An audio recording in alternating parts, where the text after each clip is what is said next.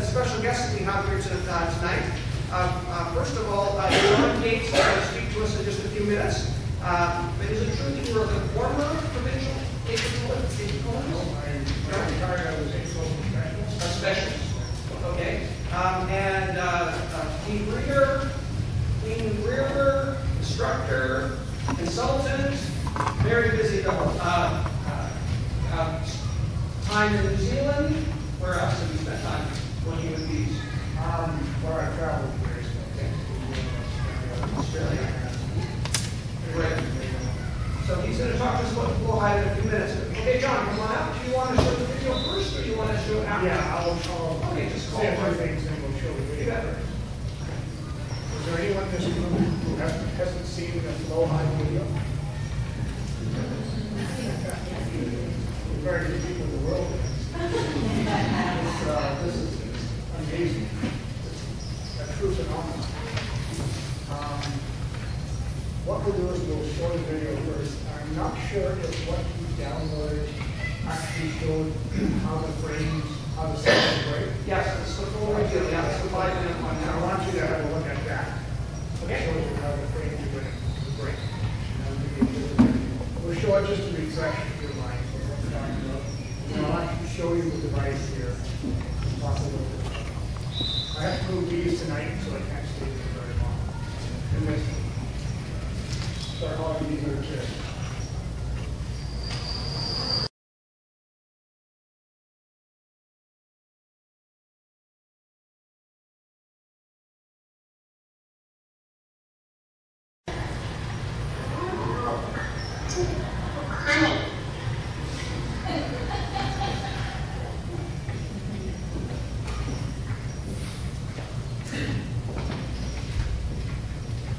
So, will it work? Yes, it will. I'll back up a bit. I tested these frames for about a month last year, starting towards the end of July and August. It took that long to negotiate with the inventors to have them tested. And normally where I live, there's not much of a honeycomb like that. Things are pretty much dried out. So I wasn't very, I didn't think there would be much to show at that time of the year. We were lucky, we got a really good 2 inches of rain. In a couple of days, the alfalfa started secreting nectar, we got a tremendous honey flow. So in about 3 weeks, the bees stored and capped about 40,000 honey in the frames. They didn't seem to hesitate to go into the frames, but it was a good honey flow. I don't know what it would be like if it wasn't a good honey flow. They're made of plastic. Plastic has been in our industry now in terms of foundation or frames for at least 3 decades, and they're well accepted by the beekeeping, especially for beekeepers, so we don't worry about plastic. So I don't think it's going to be a problem. But I just had my experience with it for 3 to 4 weeks in one season, so I really can't answer questions like how long it will last. Is it going to be durable? Seems good, but I don't know. People have asked me questions like, well, what happens if the honey granulates? That would be a problem if the honey granulated. However, you can see by the video, you don't have to wait until you have a full box of honey. You can tap honey off anytime you want. If you're not selling the honey, you don't have to wait until it's 17.8% moisture or less, so it's candidate number 1. If you're just eating the honey you're giving to the fringe, you can tap it off and it's finished. So you don't have to wait a long time until your honey starts granulating. And there's going to be, I think there's going to be some getting used to this device. People will have to learn how to use it, just like you have to learn how to use anything you buy. One thing I wanted to make sure I mentioned, and I've talked to the inventors about this and given them some suggestions, they're putting them on their new website now, is that we have to stress that this is only a honey removal device. Okay? It doesn't mean you don't have to be a beekeeper. You still have to be a beekeeper to keep bees, keep them alive, keep them healthy, to winter them,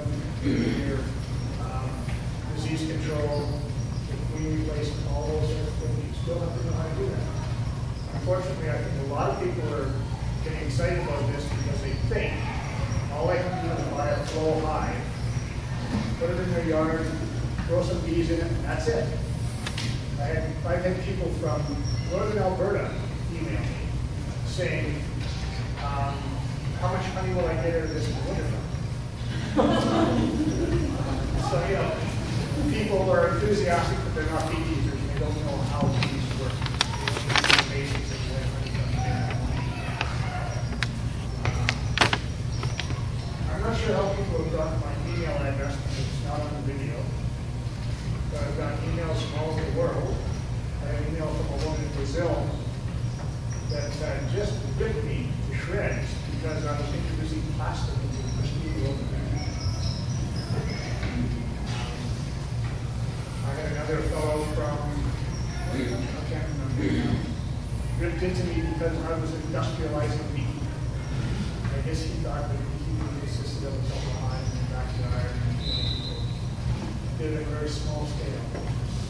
It's been very interesting getting all these emails like that. And these inventors must be just going out of their minds with all the emails they're getting because they were hoping to get, initially to get $70,000 from this crowdfunding site so they can tool up and start their first production run.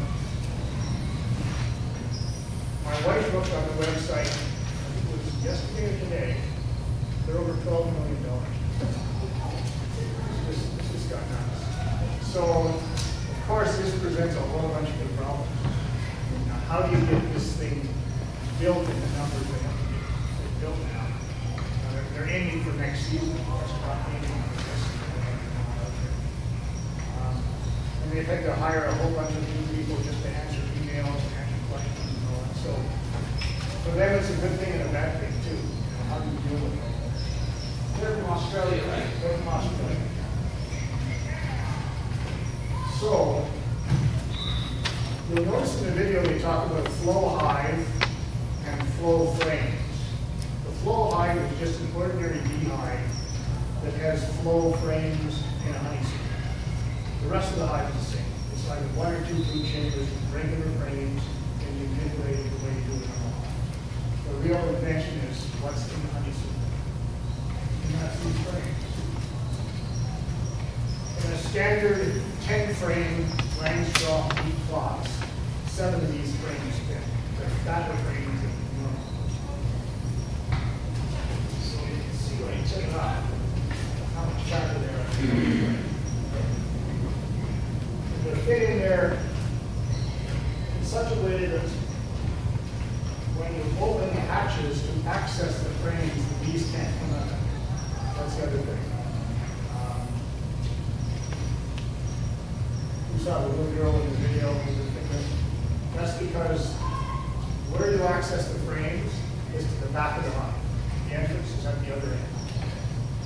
So if the bees aren't aggressive, then you can walk into the back of the hive and open this up, tap off your jar of honey without being bothered by the bees. If it's robbing season, you have to put a veil on.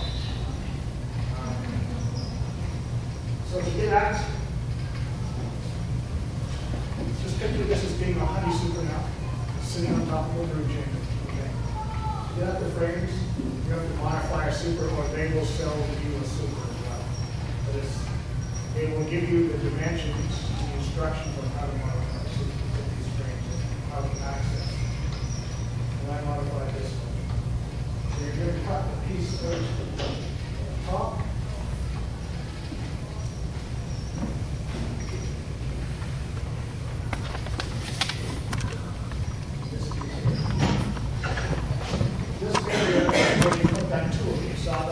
Inserting a tool into the frame and turning it. It goes in this top area here of each frame.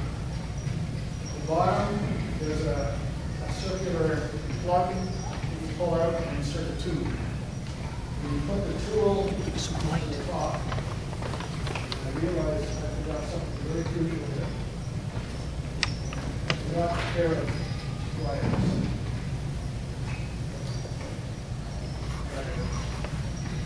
So this little bit here over the top allows you to put the tool in.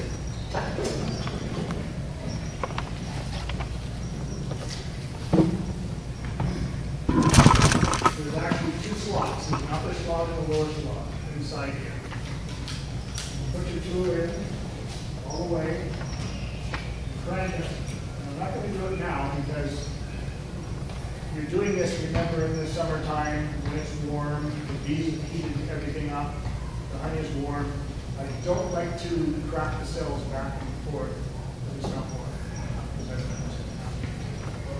Put the tool in all the way, you crank it, like you saw in the film, and the rows of cells split apart. The honey flows down through the cells into a trough in the bottom, and that's where this plug is. You pull the plug out, put the tube in, and it flows out the tube.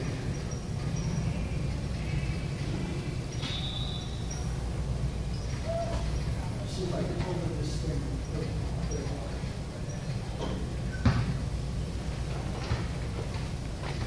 When you turn that crank, John, does that tear the wax in the center? No, the interesting thing is that the bees don't know you're doing anything. When you're draining cap cells, the cappings stay intact on the outside of the crank. So you don't see anything happen. How is that? That's what I don't know my question. So how do you refill it? It seems as though the cappings stay in one sheet. And the frames move, the cappings stay in one sheet, the frames just move. So they're maintaining their tensile strength as the capping. So as it flows out, and they show that the bees would then refill how do bees know that the capping has not been? That's something I don't know, and they don't know. But it must have to do, I think, with what the cappings feel like and sound like when they're walking. Oh, They can tell there's an intention there. So they get right out and uncap and fill it again. yes. You take your friends out, if they exclude the fingers up there and starts lighting, and you take friends out. Yeah, you can. So if you've got a hive that's got a couple of blue chambers on it, then you may want to put something like this in. It just plugs right into this opening here. I bought this tubing at a local hardware store. And the interesting thing about this tubing is when it's cold, it curls up again. When it's warm, it's staying there. So you put this tube like this and maybe put your jar on something to hold the jar in place and keep it going. Okay. Another option is to put something like this in, just a straight tubing. And if there's honey going on, the bees are not going to be bothering the honey that's coming out. And you do something about that. Although the bees are flying in and out back here, they're not flying in here. So you're actually looking at the cells that we're seeing on this end, and the presumption is as soon as those end cells are full to the top, I'm looking at how do you know they're full up?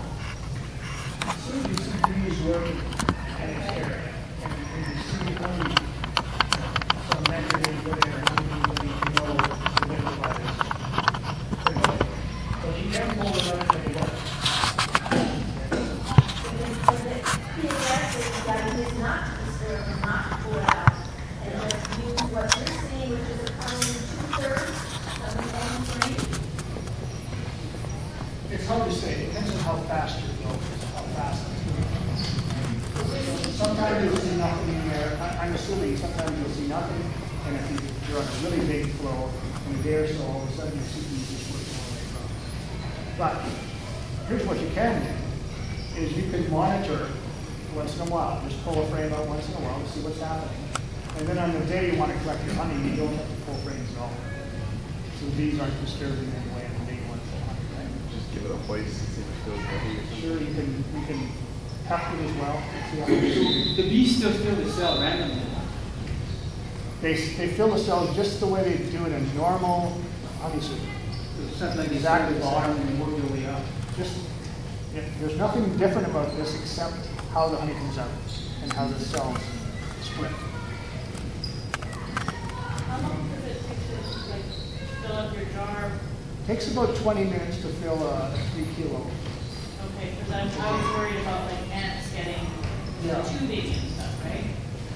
Yeah, what you can do, if you're, if you're in robbing season, you're gonna have bees trying to get at the honey.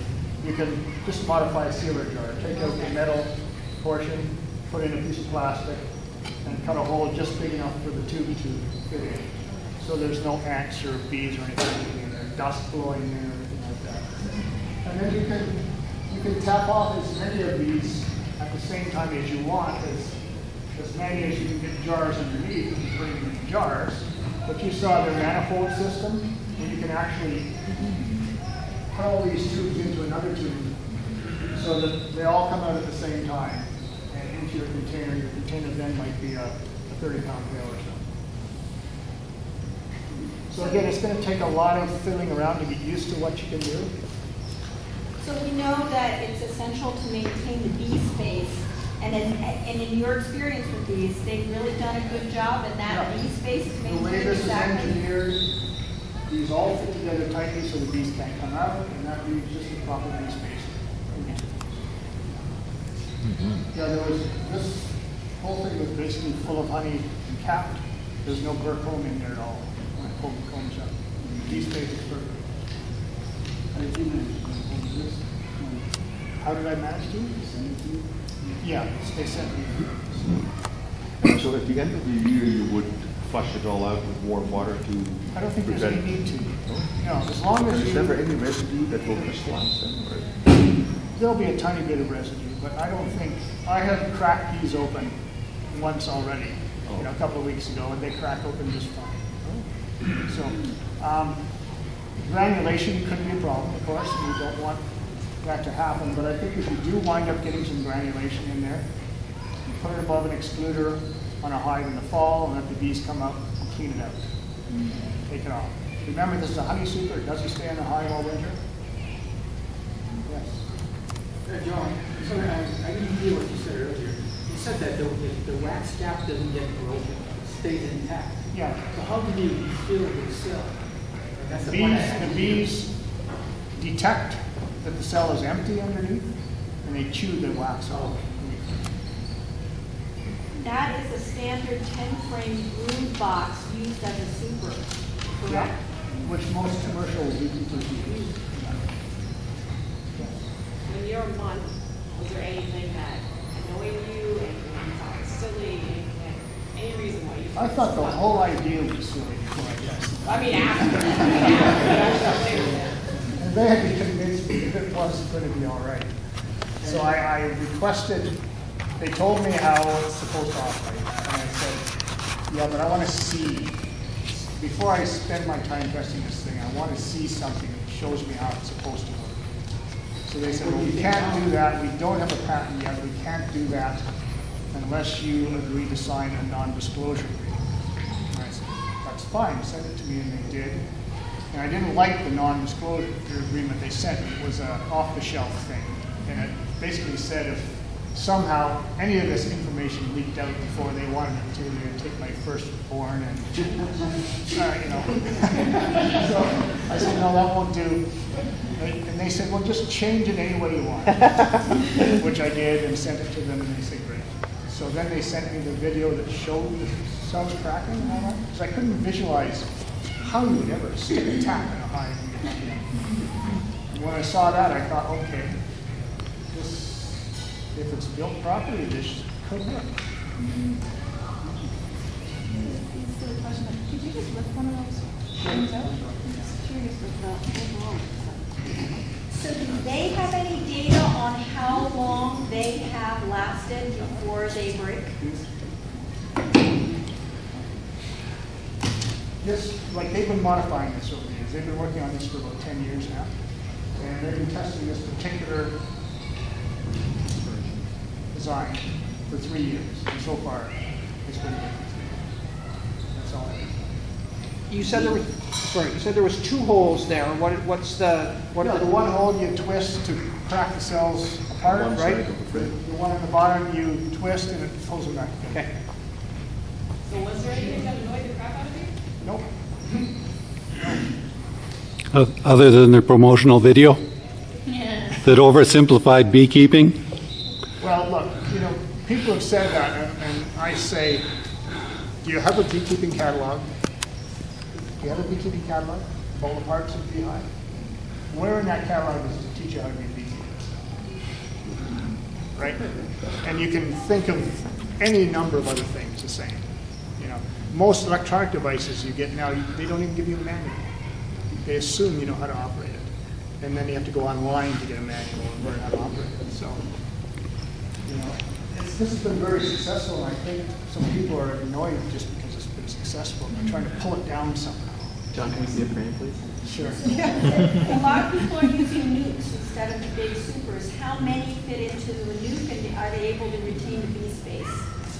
What you would have to do, if you had a non-standard box, and 7 of these fit in a 10-frame box. I believe that 6 of them fit in an 8-frame box. You see a lot of 8-frame boxes in parts of the States, especially California. If you've got something different than that, then you're going to have to modify inside the box by putting some kind of plywood inside to keep everything together. The idea is to keep it all pushed together. If you kept it pushed together, it's the proper bee space. And you know it's pushed together when you see the frame ends all touching. Can you send a frame around here so we can have a look at it? You have a deposit? You have to sign the non-disclosure agreement too. I have no children. So here's what it looks like in the flesh. Oh, cool. You've got the outlet for the honey here. This is basically a trough. This bottom part here is just one big trough. And the honey goes down into the trough.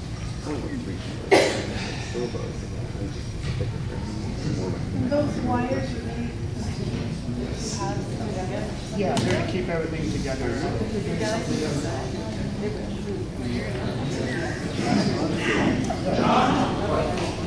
I was thinking they're Australian. Like, what about thicker chocolate honey? Does it work with like a low moisture honey? Like, Well, you just got to get it real early. okay, here's a good question. Folks, listen up, please. Smiley? I'm sorry? We have a question, and it's a good question. What about things like thixotropic honey? Some honey is gel, right? That's going to be a problem for this, because there are extracting machines that prick cappings and move the honey inside the cells and liquefy the honey, and then you can extract it.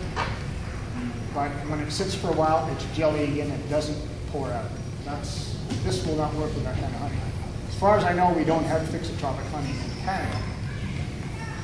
The other question is, what about really thick honey?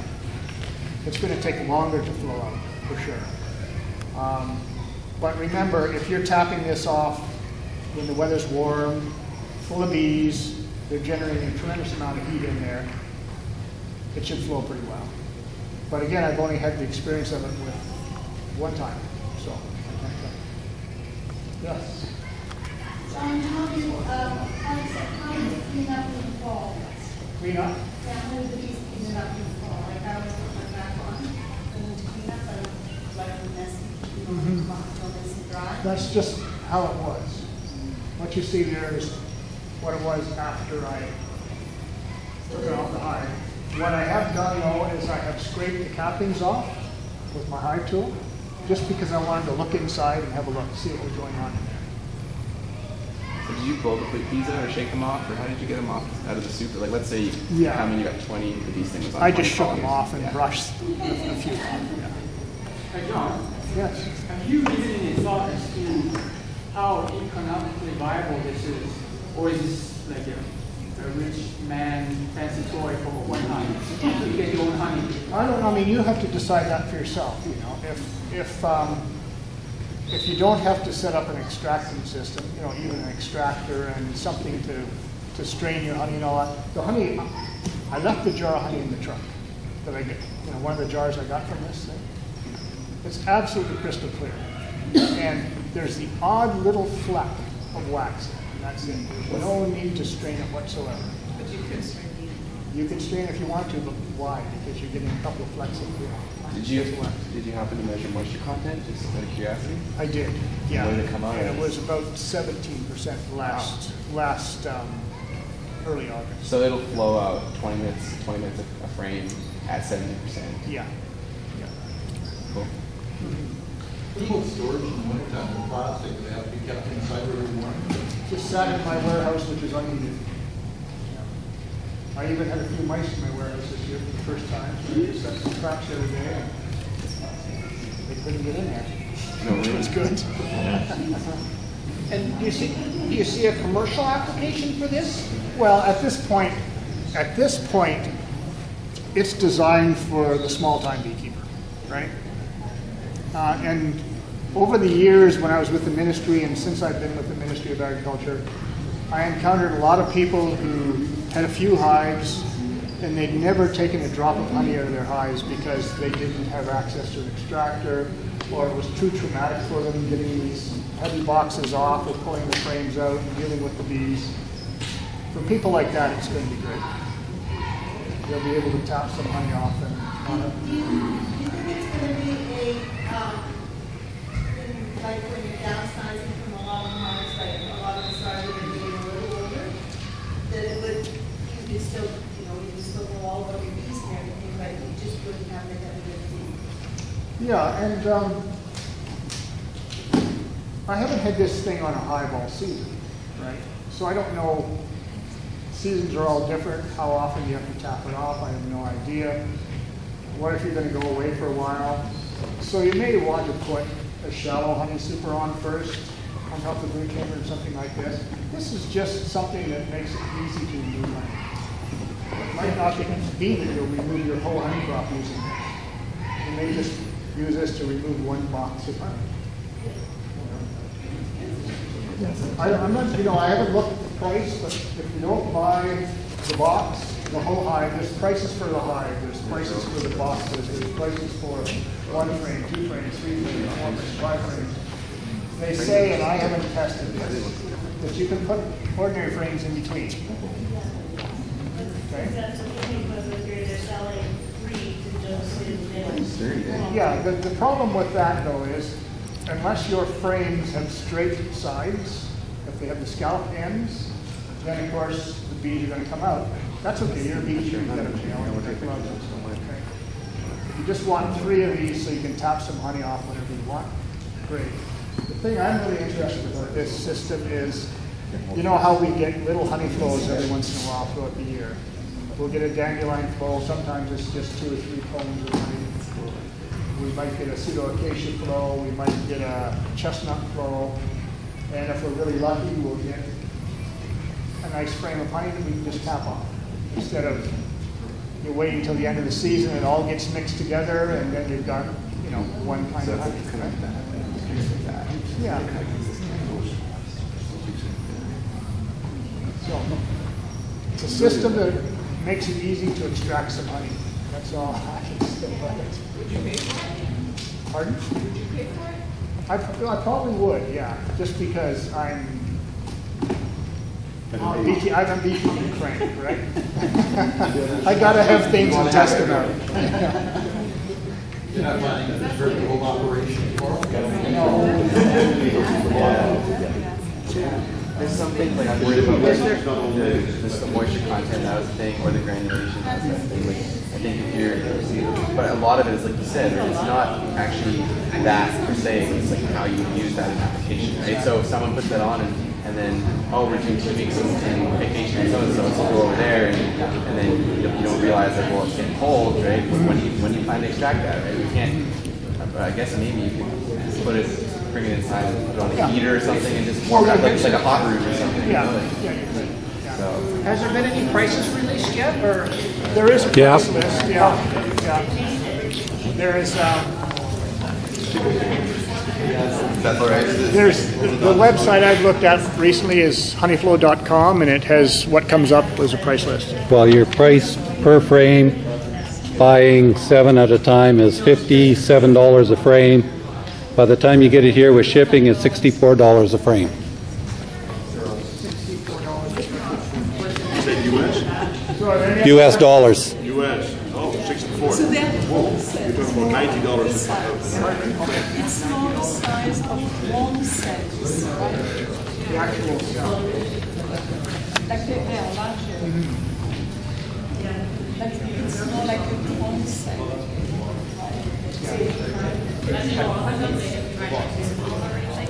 No.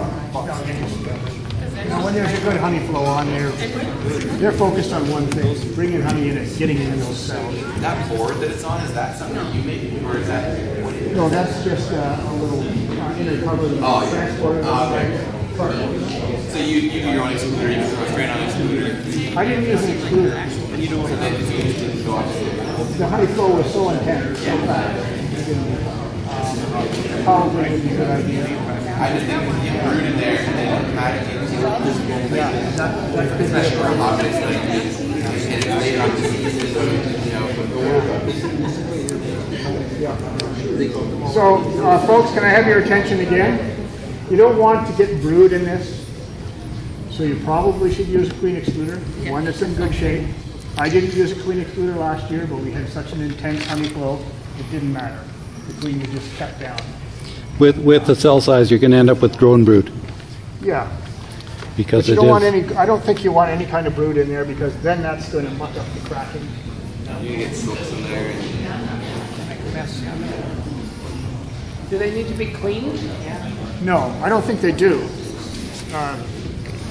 They seem to be cracking quite nicely, and I didn't clean them. I just drained them out, and then I scraped the cappings off so I could see inside just to see. If it does become successful, the cost per frame should go way down as well. I mean, I would- the actual physical structure, the material, there's not that much material there. It's plastic. But you know, I don't think cost is an issue now. No, but I'm thinking Because for you maybe and me, but they've got people from all over the world that are just dying to do this. Yeah. There's a lot of people will, do anything to be able to tap some money off. especially if you do like a field day or something, even if you just have like your commercial area, you just have one of those, right? Your kids are there and just like, hey, you want to take some honey? I got an email from a guy that said, But it brings I got excitement an into email people. from a guy that said, I'm going to put one of these on my roof and I'm going to have the tube come down. right in the window. So I can, when I want fresh honey on my toast, I don't even have to go to my hive. I'll have that. That's funny. Yeah, but you wouldn't want to crack it and then try to stop it right away. You want to drain the frame. Anytime you want. Yeah, but it's once you break that seal, it's still going to seep until the bees get back in. And No, my experience is I cracked it, let it flow for a while, stopped it, and only the honey that was in the trough came out, and after that, no more thing. stayed in the. The seal's enough that it. Okay. I guess once that channel is kind of goes like this, and then once you stop it, the honey doesn't naturally like it's too thick to really go fast. Yeah, It doesn't flow that easily or something. Yeah, it seems to stop. Do you think, John, with the success of this, that obviously it's stirring some interest in beekeeping, do you think that it's going to stir the kind of the innovation in beekeeping? Do you think we're going to see a little spike of innovation because of the popularity and the You're success of asking it? me questions I can't answer. I'm asking, it's more of an opinion. No, I think it's going to get a lot of people into bees that have been thinking about going into bees and never did. I think there's going to be good things and bad things about that. People who will ignore the advice and think, I just have to buy one of these things and I'll get one. So there'll be beekeepers out that won't take care of things. But this will also start people on the path to beekeeping and they'll stay with it. So it's just like Paul will tell you the last 5 years or 10 years there's been a real upsurge in interest in beekeeping. Like we haven't seen since the 70s. In the 70s, the big back to the land movement, we saw people getting into bees, into small-time farming. It was an amazing time. And then, then the interest kind of waned a bit and we had just had the normal kind of interest in beekeeping until the last 10 years or so, and now it's just jumped up again. And that's why there's so many people buying this. Yeah, the timing is perfect. It's from a business standpoint. So I want to respect John's time. He has to make it back to Armstrong, and he also has to move some hides tonight. So is there any more questions for him? Any more questions before we let him go?